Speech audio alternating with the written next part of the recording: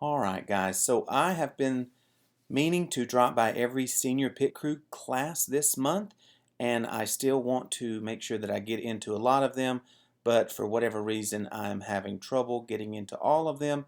So I'll definitely do a better job in February, but there are still some things that I want to make sure every pit crew has for information that is certainly necessary.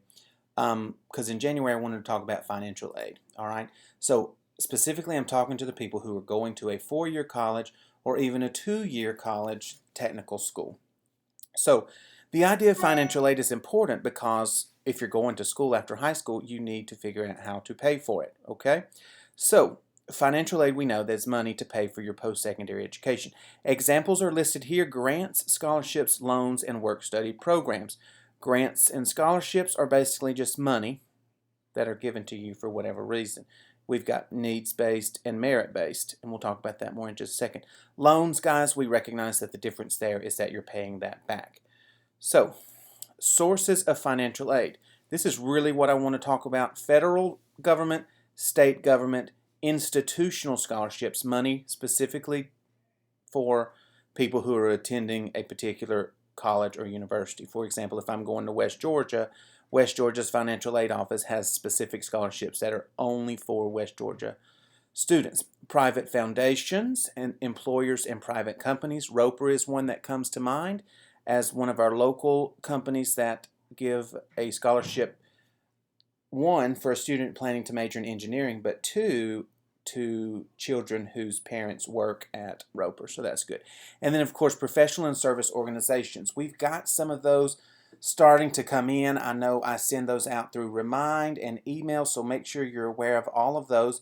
The most recent one was the Louise Otting Scholarship, which is given by the Daughters of the American Revolution. So, like I was saying earlier, you've got merit-based scholarships, need-based, and non-need-based. Merit-based, we all know that one is the Hope Scholarship, okay?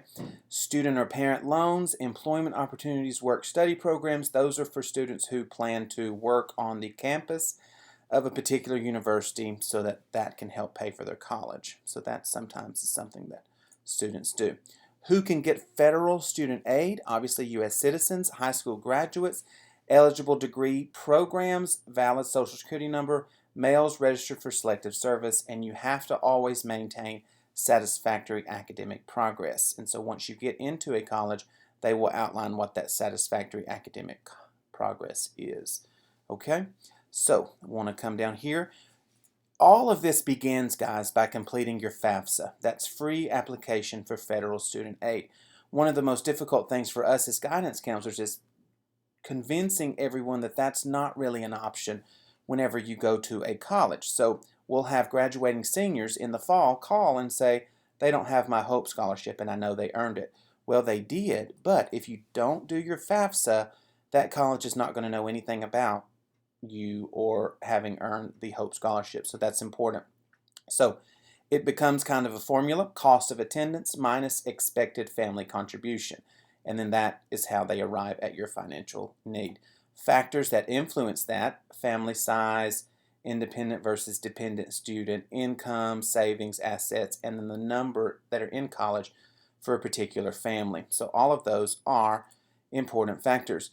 Factors that do not influence expected family contribution: your family home, family farm, and the value of retirement accounts. So people sometimes think that those count, but they don't.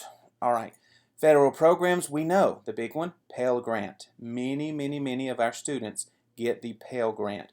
The maximum award amount for 2018-2019 was $6,095, and I don't believe there have been any adjustments to that for the upcoming school year, but I will confirm that.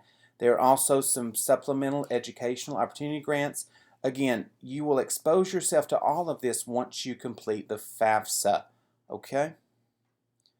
Federal programs, subsidized loans, unsubsidized loans. You need to talk to your parents about those, and certainly try not to get into any debt unless you absolutely have to. Those are the interest rates for federal loans, both subsidized and direct plus, and notice that those numbers are not necessarily friendly. All right, so federal loan limits, those are outlined there. Again, talk to your parents about all of that. So you've got federal, state, and local We've talked about federal, that's the Pell Grant. Those are need-based. The good thing about state grants is that they're typically merit-based. So it doesn't necessarily matter your income for Hope Scholarship because all they're wanting for this one, we know 3.0 Hope GPA. Don't forget the difference. The Hope GPA only counts core academic classes. Zell Miller also only counts those classes, but this one wants a 3.7 GPA and a 26 or higher on the ACT. So the difference between a Hope Grant and Hope Scholarship. Hope Scholarship is outlined for degree-seeking students. Hope Grant, career and technical, diploma, or certificate programs. So a note about that, even if you're going to Georgia Northwestern, you may be enrolled in a degree program, so that is going to want the Hope Scholarship. So I bring that up because just this isn't here on the screen, but don't forget the Hope Scholarship requires 4 rigor courses to be eligible for the Hope Scholarship. Here are some other state programs that they've listed. All of this is on Georgia Futures, which I'm about to show you because it's a useful resource for our students. So let me make sure I remind you of this one before I move on to that. How do I apply for aid? Guys, it's the FAFSA. FAFSA opens you up for all of this. It opens you up for federal aid and state aid. Many students say, Mr. Reynolds, how can I make sure the college knows that I'm a Hope Scholarship recipient? First thing you do, guys, FAFSA. FAFSA opens you up to state aid. If your family is just adamantly opposed to doing the FAFSA because they know they won't qualify for anything, that's okay. I would still encourage you to do that, but Georgia Futures has their own state-specific application. That's that GSF apps financial aid application, but that only opens you up to Georgia things. And then, of course, school aid, you contact the financial aid office. And then scholarships, every single scholarship provider has its own requirements. And that's the case for our local scholarships also. Deadlines are different. Their requirements are different in terms of essay, no essay, GPA cutoff, test scores. All of them are asking for different things, and the only way you'll know what they're asking for, guys, is to review those applications with detail. And of course, see me with any questions about that. So I want to look at Georgia Futures here. This is, of course, just Georgia Futures, gafutures.org. Now, you can sign in. I encourage you to do so. Most of you created an account in the 8th grade, though, so you're not going to remember your login. If you do, I'm very impressed. You're more than welcome to just create a new account. That's the best thing you can do. There's no law against having more than one. But each of these tabs, guys, on the website has tons of useful information. Hope and State Aid Program, guys, obviously that's your money that the state can provide to you based on different criteria. I would encourage you to click on all of those, especially the scholarship tool, because it is a database of lots of different scholarships. So check that out, as well as the email that I send you all about local scholarships that we have. Federal aid and scholarship, guys, the Pell Grant, etc. College planning, guys, you can use to explore different colleges in Georgia based on cost, major, and various things like that. So some colleges, I know specifically Dalton State and I believe Kennesaw, requires you to use GA Futures as the method of applying. So that's important.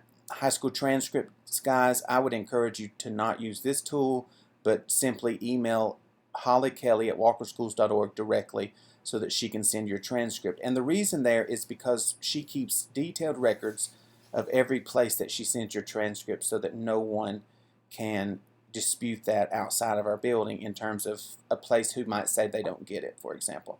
And then career exploration, we're going to start using these especially for 9th and 10th graders, but different inventories. Now, it's my understanding you took lots of these in 7th and 8th grade, but imagine how much of that may have changed since you've gotten to your junior or senior year.